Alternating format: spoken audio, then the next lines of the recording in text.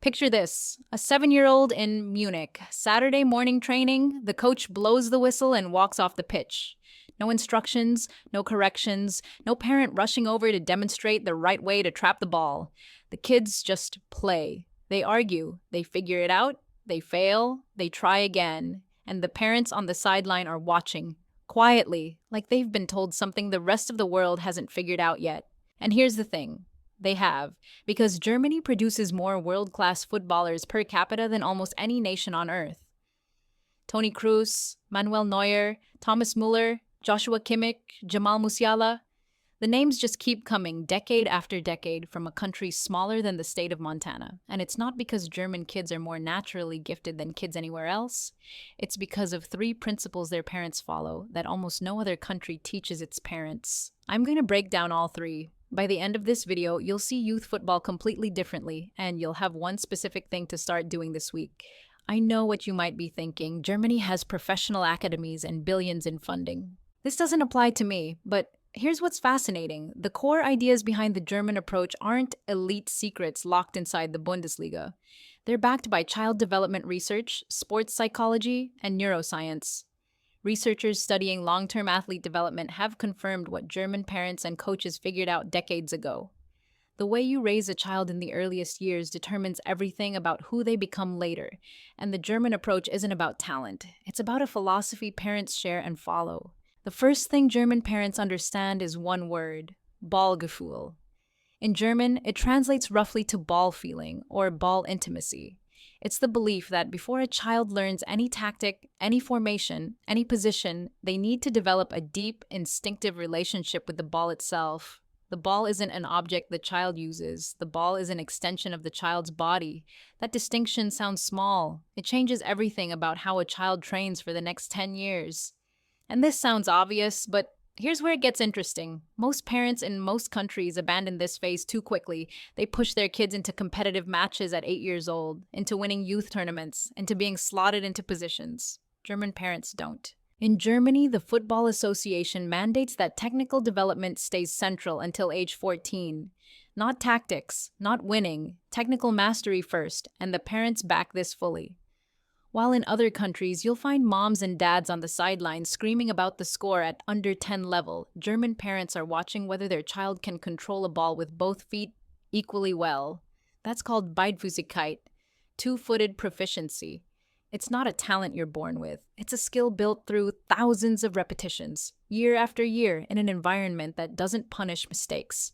It doesn't sound glamorous. It isn't fast, but it works. Germany's 2014 World Cup squad didn't win on power or pace. They won on technical precision under maximum pressure. That team was built in training grounds a decade earlier by kids learning ball mastery while their parents quietly stayed out of the way. So the first thing a German parent does differently, they stop caring about winning early. They start caring about mastery. And that single mindset shift changes how their child develops for the next 10 years. Now let's go back to that parent on the sideline. Why are they staying quiet? Because German parents are taught actively and explicitly that their role at training is not to coach.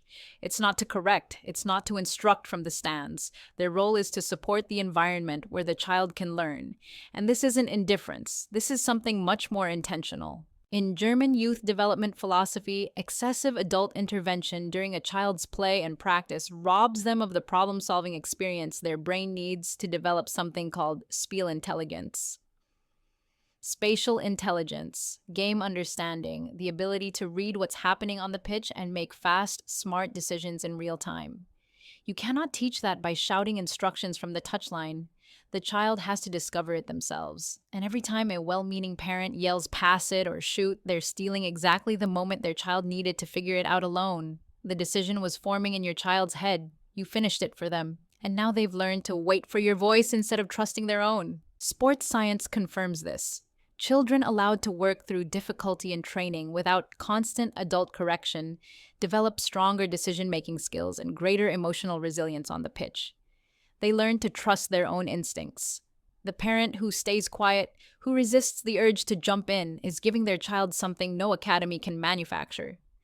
They're giving them the experience of figuring it out.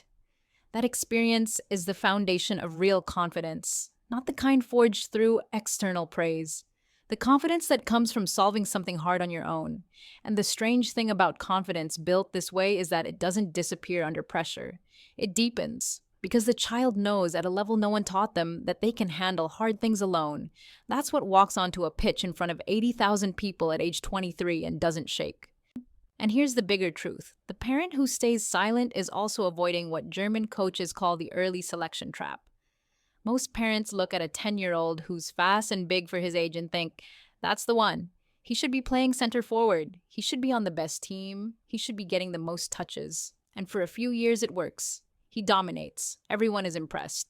Then he turns 15, the smaller kids catch up physically, and suddenly he has no technical foundation because his parents and coaches built his entire identity on early physical advantage. German parents are taught to specifically avoid this. The question they're trained to ask isn't, is my child winning? The question is, what skill is my child not yet ready for? That single reframe changes everything. You'd assume that because German football produces such disciplined, technical players, the parents and the system behind them must be rigid, cold, pressure-heavy. The opposite is true. The vice president of the German Football Association put it directly. He said we need to think like children, not adults. Joy comes first. And this isn't soft. This is strategic. Because neuroscience is clear on this. A child who associates an activity with pressure and anxiety stops developing in that area. Their nervous system goes into survival mode. They stop experimenting. They stop taking risks. They stop growing. A child who associates training with genuine enjoyment stays engaged longer, practices more willingly, and builds deeper skill over time. This is why German youth training sessions are shorter than you'd expect. Focused, high intensity, play-based, then done. German coaches prefer 30 minutes of purposeful, small-sided games to 2 hours of unfocused drills. Every touch has a reason. The child goes home still wanting more, and that wanting more is the most valuable thing the entire system protects. And this is where German parents do something almost no one else does. They protect that appetite. They don't sign their kid up for extra private lessons because the kid had a bad match. They don't replay every mistake on the car ride home. They don't compare their child's progress to the kid who seems more advanced because they understand that the love your child has for the game is the single most important thing about your child's development. Not their finishing, not their first touch, not their positioning. The love, because that love is what carries them through the boring years, the plateau years, the injury years, the years where progress stalls until they finally break through. And that love has to come from your child, not from you. Your job as a parent isn't to replace it with your own ambition. Your job is to protect it. The hardest thing a football parent will ever do is sit quietly when they see their child struggling and let them struggle anyway. That silence is the gift. That silence is what builds the player. So here's the one thing you can do this week. Pick one thing to stop doing. Stop correcting your child on the way home from training. Stop replaying the mistakes from the match. Stop comparing their progress to other kids. And replace it with one